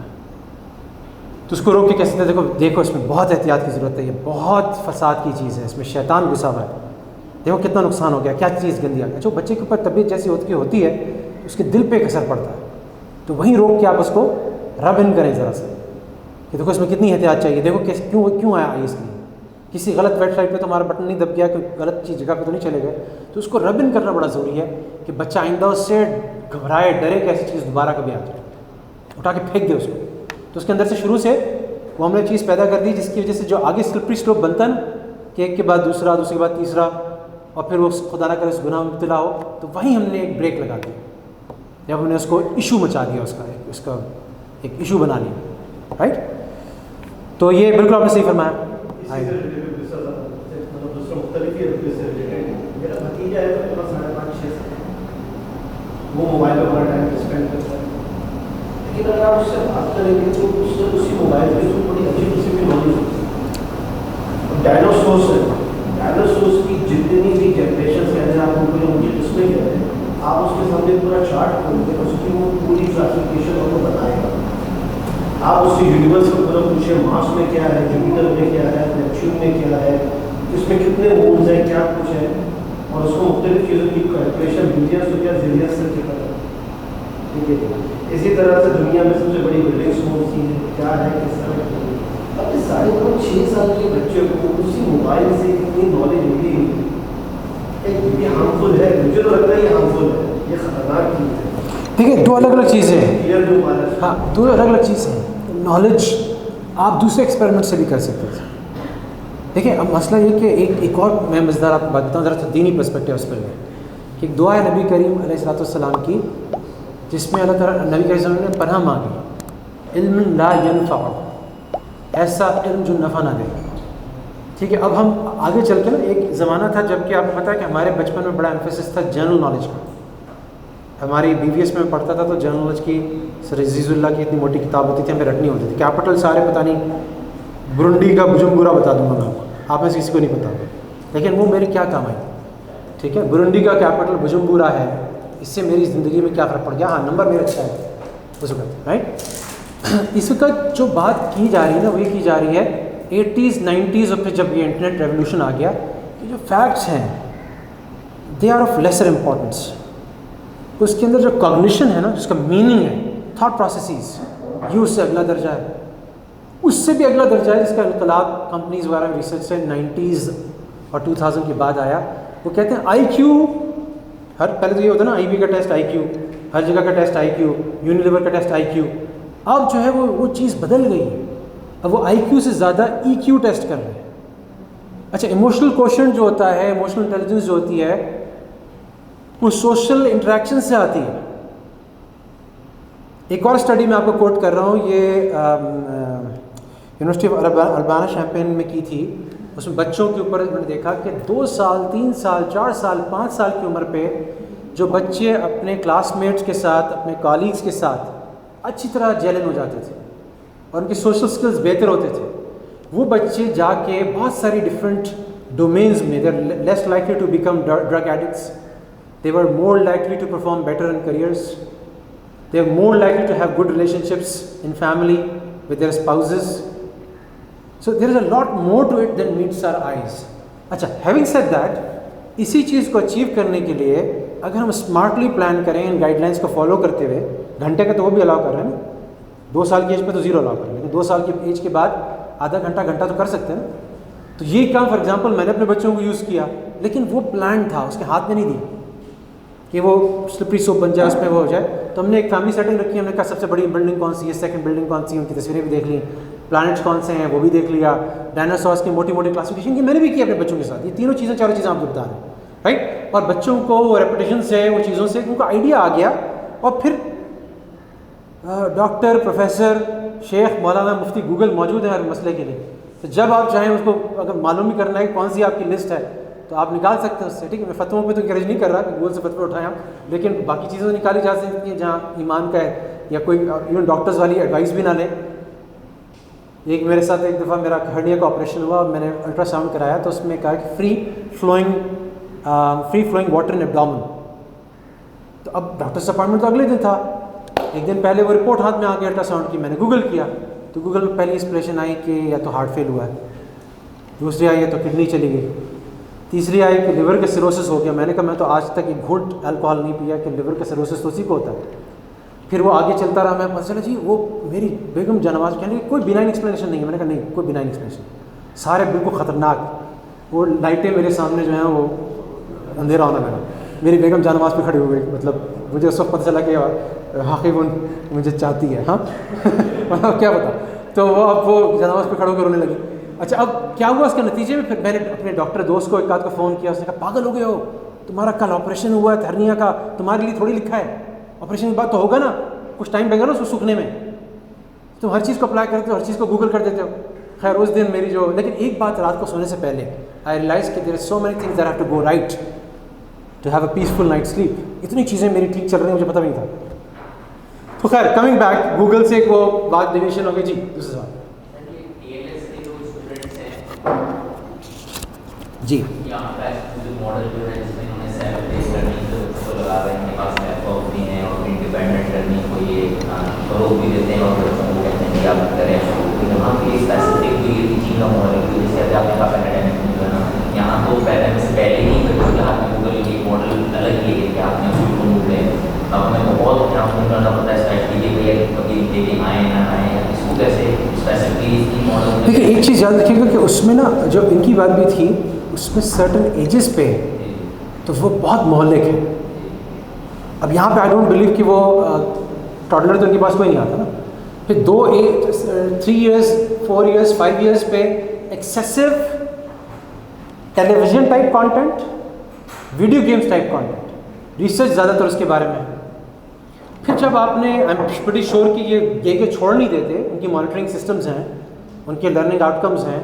बच्चे को आपने अगर स्क्रीन नहीं डुप्लीकेट नहीं भी हो रही, उस बच्चे के टारगेट्स हैं जो उसने पूरे करने हैं। There are systems and mechanisms कि वो यूट्यूब पे जा कर के डिफरेंट कंटेंट ना वॉच करने लग जाए जो कि इनअप्रोप्रिएट हो, तो फिर वो बहुत सारी प्रॉब्लम्स मिटिगेट हो जाती हैं। और लर्निंग के लिए तो मैंने इनको भी कहा कि देखिए लर्निंग के लिए 5 साल का नाम लिया, इसलिए मैंने कहा मैं हमेशा फिर भी एक कोई ना कोई एक मॉनिटरिंग तो है ना, एक ओवरले तो है ना सुपरविजन का, राइट। तो वो बच्चा टोटली फ्री नहीं है कि जहाँ चाहे चला जाए, राइट। लेकिन फिर भी जो उसकी आँखों के इफ़ेक्ट्स हैं और कुछ साइकोलॉजिकल इफ़ेक्ट्स हैं, उसके लिए जो टिप्स बताई गई 20-20-22 प्रिंसिपल, या फिर वो जो बात बताई गई कि आप साइकोलॉजिकली भी थोड़ा सा उसको टाइम दें, बाहर जाए खेले, तो आई थिंक वो चीज़ें इन्होंने इनकॉर्पोरेट की भी होंगी और वो आगे चल के भी इनकॉर्पोरेट करेंगे। और नहीं करेंगे तो मैं इनके एडवाइजरी बोर्ड पर हूँ, मैं कराऊँगा, नो प्रॉब्लम, राइट। असफर हमारे बहुत अच्छे दोस्त भी हैं और मेरे स्टूडेंट भी रहे हैं और मेंटी भी हैं और सारे ज़्यादा से लिंक्ड हैं। तो इंशाल्लाह वो चीज़ें हैं, बट उसको यूज़ करना। इसके अलावा भी एक्सपेरिमेंट्स हुए हैं जहाँ पे एक्सपेडाइट होती है लर्निंग स्क्रीन से, but with certain checks and balances, certain dos and don'ts उसके साथ होती है। अच्छा ये हम इतनी देर में ये ले लें, at what age should I let join my child social media like Facebook Instagram. हाँ देखें, ये शुरू की एजेस में तो बिल्कुल नहीं है, टीन्स की एज में या उसमें एज में आप जाने दें उनको।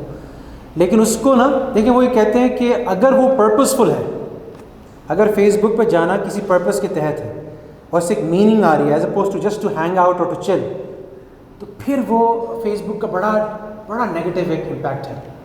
ये एक स्टडी के अंदर जो मैंने यहाँ रिपोर्ट नहीं की, उसके अंदर जितना बच्चे लेस टाइम गुजारते हैं फेसबुक पे, वो लेस डिप्रेस्ड हैं, लेस एंशियस हैं और ज़्यादा एट पीस हैं विद देयर लाइफ्स। जो बच्चे ज़्यादा फेसबुक पे वक्त गुजारते हैं, अनकंट्रोल्ड, अनचेक्ड, मीनिंगलेस, पर्पसलेस, वो वहाँ पे प्रॉब्लम्स आनी शुरू हो जाती हैं। और ये एडल्ट्स को भी होती हैं बाय द वे, क्योंकि आपको पता है ना कि हर कोई अपना बेस्ट फेस फेसबुक पे पुट कर रहा है। तो depression is a very strongly linked disease with Facebook and all other social media things, क्योंकि आपको पता है आपके साथ क्या अच्छा बुरा हो रहा है, लेकिन स्क्रीन पे सिर्फ लोग अच्छा दिखा रहे हैं।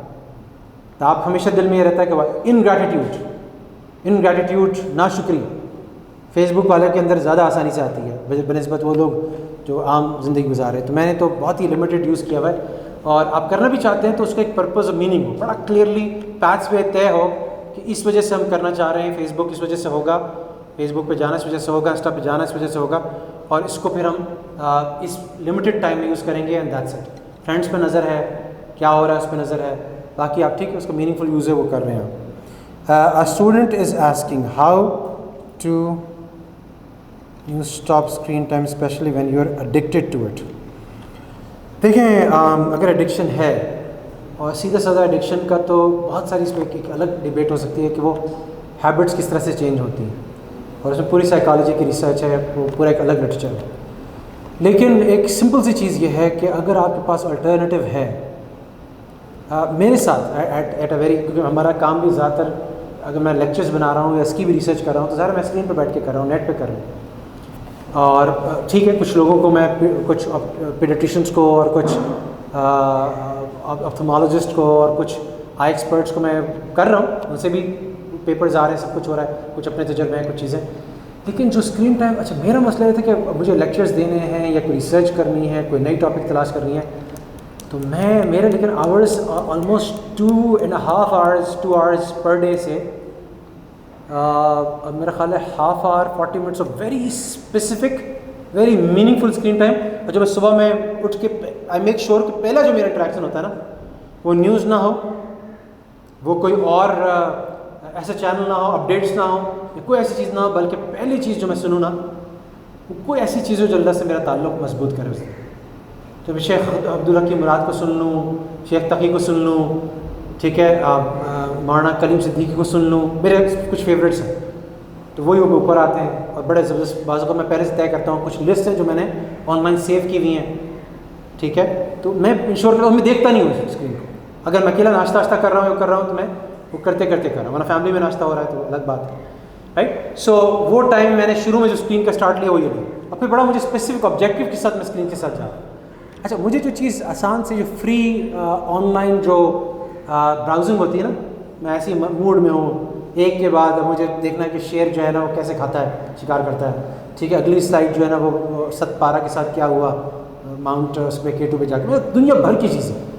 और फिर अगर हमें निकलता है ना दूर, जरा जूम आउट करता है, फिर सोचता है वो दुआ कितनी इंपॉर्टेंट है, अल्लाह मैंने आउज़ु बिका मिन इल्मिन ला यनफ़अ, या अल्लाह मुझे से इल्म से पनाह दे जो कि मेरी, यानी मेरा टाइम ही कितना बचा है अल्लाह से मुलाकात में कि मैं उसकी तैयारी करूँ कि इधर छोड़ के मैं अपनी अंदर क्यूरियोसिटीज़ को क्वेंच करने की कोशिश करूँ, राइट। सो अब मुझे जो फ़ायदा हुआ, सबसे ज़्यादा फ़ायदा हुआ कि जो मैंने ज़िक्र का और किताबों का जो मैंने उसको ऑल्टरनेटिव बनाया, ज़िक्र का और किताबों का, और वो छत की जो मैंने आपसे बात की, तो इस तरह की ऑल्टरनेटिव एक्टिविटी मेरे लिए एडिक्टिव क्या है कि फजर पढ़ते ही भागते हुए मैं आऊँ ऊपर छत पे चढ़ूँ और सूरज निकलते हुए देखूँ, उस वक्त सारे सूरह यासीन और सुबहानल्लाह व बिहम्दिही सुबहानल्लाहिल अज़ीम 100 दफ़ा, और सुबह शाम की जितनी दुआएं हैं जो तकरीबन 25 मिनट लगता है, 30 मिनट लगता है, वो सारी कर लूँ यहाँ तक इशराक का टाइम हो और सूरज ऊपर चढ़ा, और शाम में शाम की दुआएं।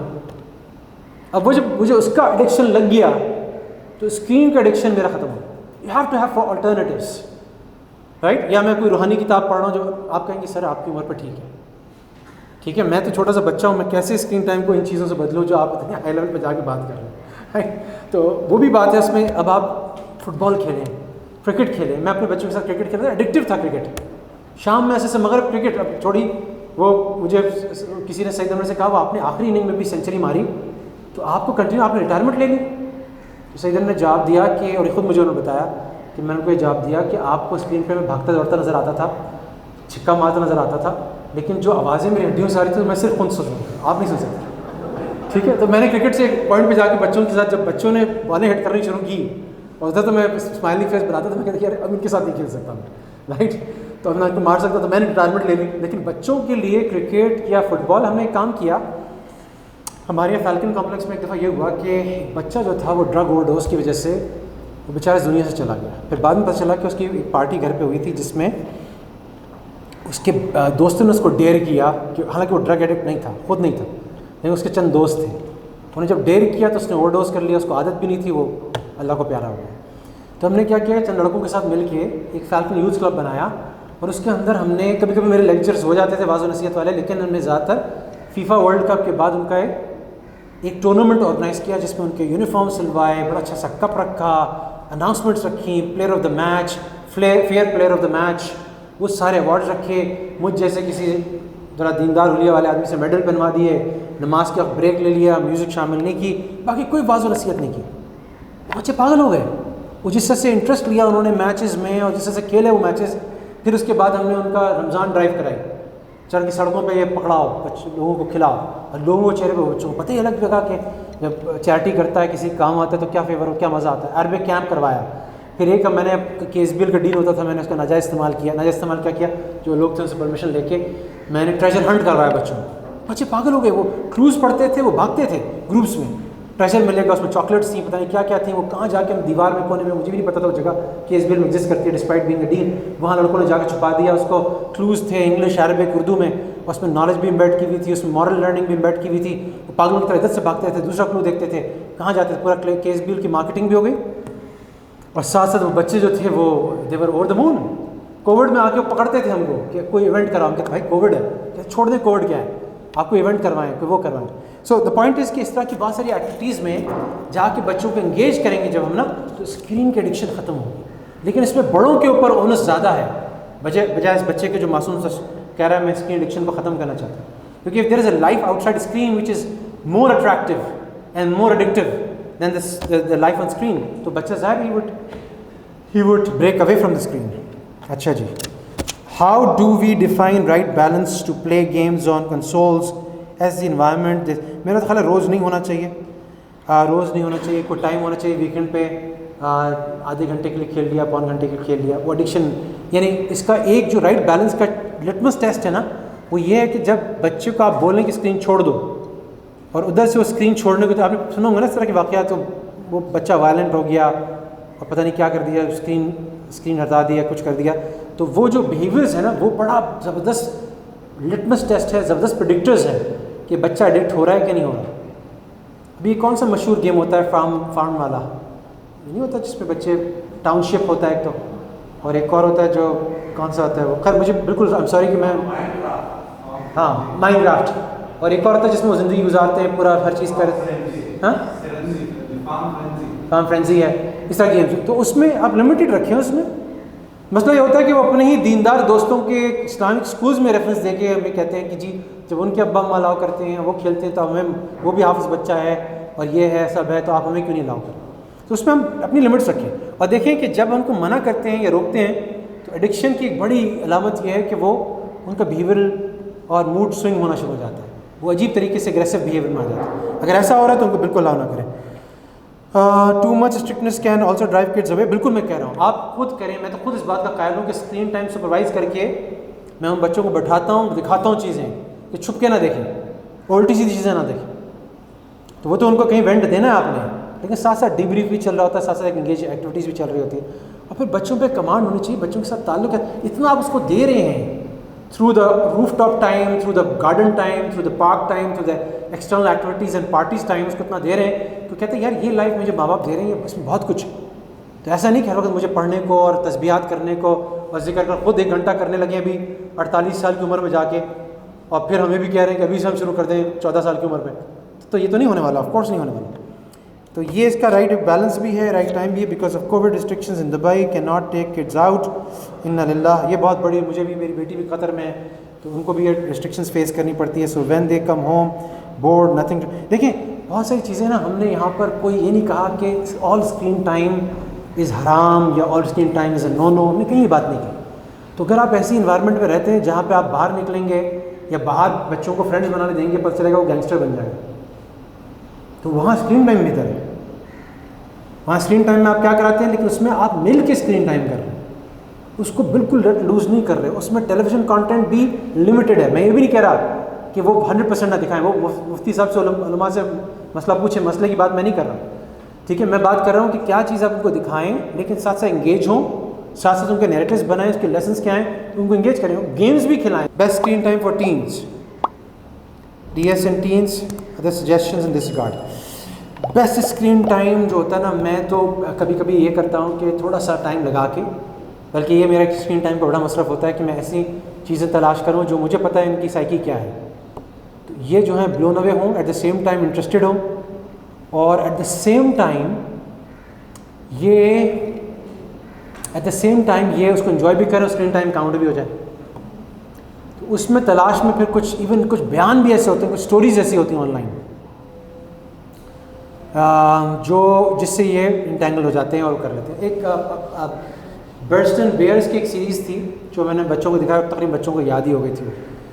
उसमें जो फैमिली वैल्यूज़ भी थी, चूँकि क्रिश्चियंस डिवाउट क्रिश्चियंस ने बनाई थी, तो फैमिली वैल्यूज़ उसी को रखा था जो हमारी वैल्यूज़ से बहुत मिलती जुलती थी, बल्कि वो बहुत सारे प्रॉब्लम जो हम फेस करते हैं वो वही वहाँ पर डिस्कस थी।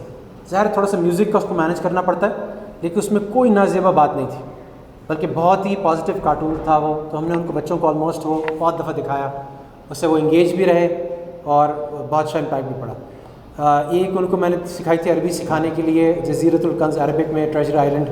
उसमें कुछ चीज़ें ऐसी थी जो कि थोड़ा सा हमें उसको सेंसर करना पड़ता था, अदरवाइज़ वायलेंस के उसमें दर्जे में थी, अदरवाइज़ वो एक इंटरेस्टिंग और वो चीज़ें थी इस तरह। लेकिन अगेन उसका डीब्रीफ साथ साथ हो रहा था, मैं और मेरी वाइफ बैठ के भी साथ देखते थे टाइम निकाल के, तो जॉइंट स्क्रीन टाइम होता था, उससे इंगेज हो जाते थे। इसी तरह से मैं उसमें हूँ कि कोशिश में हूँ, उसके पास मेरी फंडिंग भी है और मुझे अच्छे एनिमेटर्स चाहिए कि मौलाना रूमी की जो हिकायत है ना, उसकी बहुत ज़बरदस्त रेंडरिंग हो सकती है। मौलाना रूमी पे एक कार्टून है जो कि इसमें म्यूज़िक बहुत अजीब गंदी सी म्यूज़िक है, लेकिन अदरवाइज़ जो बच्चे ने देखा तो उसको मज़ा आया, उसने किया, इन्जॉय किया। लेकिन मौलाना रूमी की जो हिकायत है वो सुनाने में इतनी ज़बरदस्त होती है कि उसको बड़ी अच्छी सी स्क्रिप्ट किया जाए और बड़ा ज़बरदस्त उसको अगर बनाया जाए, उसकी एनिमेशन बनाई जाए तो बहुत ज़बरदस्त होता है। तो I am looking for such content जिससे बच्चे इंगेज हो सकें और जो बहुत मीनिंगफुल हो और उनका स्क्रीन टाइम भी अच्छा हो। गेम्स जैसे मैंने बताया, हैंगमैन टाइप गेम्स वो जो हम खेलते हैं, वो सारी चीज़ें ऑनलाइन मौजूद हैं, जिसमें उनकी इंटेलेक्चुअल कैपेसिटी बढ़ रही। मैथ के, पजल्स के बहुत अच्छे गेम्स ऑनलाइन हैं, ऐप्स हैं जिसको हम कर सकते हैं, उसको देख के और बच्चे कर सकते हैं। उसमें उनका या तो कॉग्निशन बेहतर हो रहा होगा, मैथमेटिकल प्रॉब्लम सॉल्विंग बेहतर हो रही होगी, इंग्लिश मैथ बेहतर हो रही हो, अरबिक के अलग आते हैं। हमने एक डाउनलोड करके बच्चों को दिया, बच्चों को छोड़ देते हैं उस पर, बच्चे कर रहे होते हैं, उसमें इतना कोई वो नहीं है। रोज़ेटा स्टोन के नाम से लैंग्वेज सॉफ्टवेयर है, वो पहले इंग्लिश और फिर अरबिक भी उस पर कोशिश कर रहे थे सीखने की, वो एक अच्छा स्क्रीन टाइम उनका हो जाता है। इस तरह की चीज़ें कुछ हो सकती हैं। और DS का तो वही है तरीका के टीन्स के लिए क्या चीज़ें हो सकती हैं कुछ। और देखें गेम्स मैंने बहुत एक्सप्लोर नहीं किया है, क्योंकि मैंने अपने बेटे को टीन में दाखिल हुआ है, उनको तो मैंने स्कूल के साथ मदरसा जब शुरू करा दिया और जब उनको ग्रेड्स का प्रेशर आया तो वो तो स्क्रीन टाइम के काबिल ही नहीं रह गए। उनके पास कोई टाइम नहीं है कि वो मदरसा निकलता है तो स्कूल होता है। अभी कल उसका स्कूल का O लेवल्स का एग्ज़ाम लास्ट था, स्कूल का जो था प्रीलिम्स की तरह जैसे हमारे यहाँ होते थे, ये जो मॉक्स एग्ज़ाम्स होते हैं वो ख़त्म हुए और आज विफाक का उसका पहला एग्ज़ाम था पारा अम्मा का, जो सानिया में उसको देना था। तो उसके पास तो बाल पकड़ा हुआ है, उसके पास कोई गुंजाइश ही नहीं है, वो क्या करेगा। और जैसे ही इसका फारिग होगा मदरसे से 5 दिन बाद विफाक के एग्ज़ाम ख़त्म होंगे, ये 15 ईयर्स का है, तो जैसे ख़त्म होगा उसके बाद उसका O लेवल्स के एग्ज़ाम सर पे होंगे। तो सारी प्लानिंग उसकी जुलाई तक की हो गई, जून जुलाई तक। फिर मैंने उसको कहा कि जहाँ सुहावा में, जहाँ पर मैं हूँगा झेलम साइड पे, वहाँ पे कश्मीर भी करीब है, वहाँ पे इस्लामाबाद भी करीब है, तो वेकेशंस तुम लोग महीना वहाँ पे स्पेंड करना, जब स्कूल की छुट्टी हो, जहाँ बोलोगे मैं घुमाऊँगा इंशाल्लाह। सो इस तरह से करके, और वहाँ पे मुझे कॉस्ट भी कम पड़ेगी, हम गाड़ी में जा सकते हैं, रहने की जगह वहाँ पे मौजूद है, सारी चीज़ें। सो इस तरह से आई थिंक उसको हमें ऑल्टरनेटिव्स प्रोवाइड करने की ज़रूरत है। और बच्चों को बचपन से सिखाया ना कि एक मकसद के तहत वो आए, और वो मकसद जो है ना वो इधर वो लहू लाभ में और लायानी के अंदर और इधर उधर नहीं, थोड़ा बहुत होना चाहिए।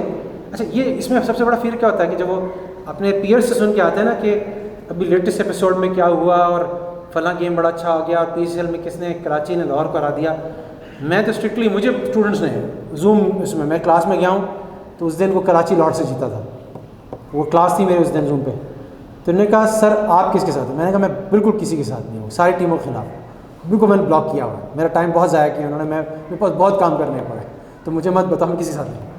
तो उनका जवाब बिल्कुल सन्नाटा छा गया क्लास में जूम पे, क्योंकि वो उसी माइंडसेट के साथ क्लास में आए थे कि कौन जीतता है कौन हारता है। उसी दिन शायद कराची लाहौर का मैच था फाइनल, और मुझे पता भी नहीं चला, बस ज़िंदगी सुकून में। मतलब मेरी दुआएं जो है ना मिसगाइडेड नहीं है कि मैं दुआ करूँ कराची किंग्स जीत जाए, मेरी दुआओं का वर्ष तरीन मसरफ़ ये हो सकता था कि कराची किंग्स जीत जाए और लाहौर हार जाए, इससे ख़राब मसरफ़ हो नहीं सकता था मेरा। लेकिन बहरहाल कभी कभी बच्चों के साथ इन्वॉल्व होकर करना भी पड़ता है, इसमें हर्ज नहीं है, मैंने किया भी है।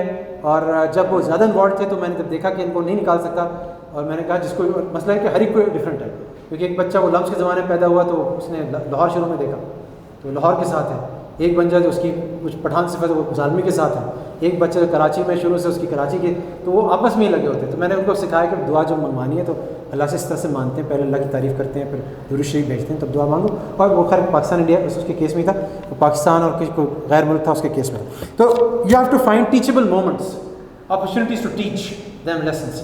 हमारे यहाँ अल्लाह का शुक्र है कि थोड़ा सा हम ये इंतज़ाम करते हैं, आजकल तो नहीं हो पा रहा क्योंकि वो बच्चे के एग्ज़ाम्स वगैरह चल रहे हैं, लेकिन ये इंतज़ाम करते हैं कि रात में कुछ उनका मराकबा टाइम, कुछ उनका तालीम टाइम हो जाए।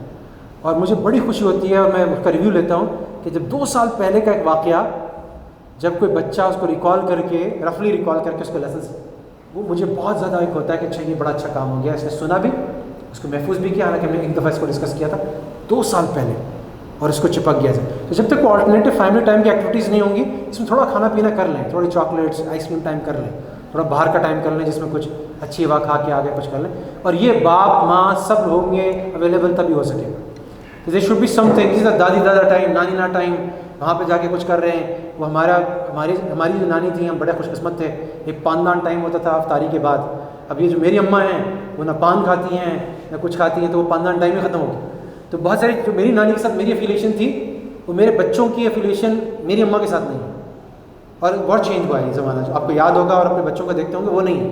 तो उसको क्योंकि नानी भी स्क्रीन पर लगी हुई है और बच्चे भी स्क्रीन पर लगे हुए, सब इंटरनेट डिजिटल टाइम कर रहे हैं, राइट। तो उसमें तरीका ये होना चाहिए कि नानी के साथ, दादी के साथ बैठ के, उनके साथ बैठ के किस्सा सुनाएं, अपने बचपन का किस्सा सुनाएं, और वो जब खुलना शुरू होती हैं तो वो एक अलग मज़ा आता है। मेरी अपने बचपन की सबसे ज़्यादा फॉन्ड मेमोरीज़ वो हैं जब मैं अपनी दादी नानी के साथ, जब वालिद वालदा डिनर पे चले गए और दादी नानी के साथ जो है ना हम लोग एक्सक्लूसिव टाइम कर रहे हैं, और वो जो है ना वो अपने किस्से सुना रहे हैं, इंडिया के गाँव के वो अजीब अजीब किस्से सुना रहे हैं जो भी। तो उसमें फिर क्या होता है कि वो फिर एक बॉन्डिंग होती है और मज़ा भी आता है। वो आपको फील नहीं होता कि वो चीज़ें ख़त्म हो रही हैं, ऑलमोस्ट ख़त्म हो गई हैं, तो वो हमें रिक्रिएट करनी है। वो बड़े ज़बरदस्त ऑल्टरनेटिव्स हैं कि किस तरह से हम वो कर सकते हैं। सो होपफुली इंशाल्लाह ये थोड़ी सी टिप्स थी। तो अगेन मैं ज़ाहिर है कि कोई पीडियाट्रिशियन नहीं हूँ, तो मेरे एक्सपीरियंस इस वजह से कि मेरी एक बेटी जिसकी शादी माशाल्लाह हो गई 20 साल की है, वो है, और सबसे छोटी वाली 6 साल की है, और बीच में 3 लड़के हैं। तो हर किस्म के प्रॉब्लम्स स्क्रीन के हमने अपनी ज़िंदगी में फेस भी किए हैं। और उसमें एक जो आखिरी टिप मैं कहूँगा कि बाज़ औक़ात क्या होता है कि बच्चे के बिहेवियर के अंदर, वो कहते हैं बच्चे का बिहेवियर बड़ा क्लोजली वॉच करो, और पेरेंट्स में से एक की दोस्ती ऐसी हो बच्चे के साथ कि वो जो ऑनलाइन कंटेंट जो देख रहा है, जो उसका दोस्त भी जो ऑनलाइन कंटेंट देख रहा है उसके साथ डिस्कस कर रहा है, वो सारी चीज़ें बच्चे बता दें। अगर वो रिलेशनशिप बच्चे के साथ है ना, तो उसके कोई भी प्रॉब्लम्स आएंगे ना, स्पेशली माँ अगर कर रही है कॉन्वर्सेशन, तो बच्चा फ़ौरन डाइवर्ज करेगा वो कि मेरे साथ ये हुआ। और हमारे केस में कई दफ़ा ऐसा हुआ कि बच्चों के बिहेवियर से हमने जज कर लिया देयर इज़ समथिंग रॉन्ग। एक केस में कि ड्राइवर कुछ इनअप्रोप्रिएट हरकतें कर रहा था, एक केस में कोई दोस्त इनअप्रोप्रिएट हरकतें कर रहा था, दोनों से फिर हमने जान छुड़ाया। और बच्चे के बिहेवियर से मेरी वाइफ ने गेज कर लिया कि शी और ही इज़ एक्टिंग स्ट्रेंजली, और टर्न आउट कि कुछ इनअप्रोप्रिएट चीज़ हो रही थी बिहाइंड द सीन्स जो कि आपको पकड़नी थी। तो स्क्रीन पे भी हो सकती है, स्क्रीन के बाहर भी हो सकती है, लेकिन अगर क्लोज लिंक है तो वो चीज़ें हाईलाइट हो जाएंगी और वक्त में निप इन द बड हो जाएगा इंशाल्लाह। अल्लाह आपको जज़ाए खैर दे। आई थिंक किसी के पास और कुछ क्वेश्चन नहीं है तो विल फिनिश इंशाल्लाह। ठीक है, थैंक यू वैसा, जज़ाकल्लाह एवरीबॉडी। आखिर दवाना अल्हम्दुलिल्लाहि रब्बिल आलमीन।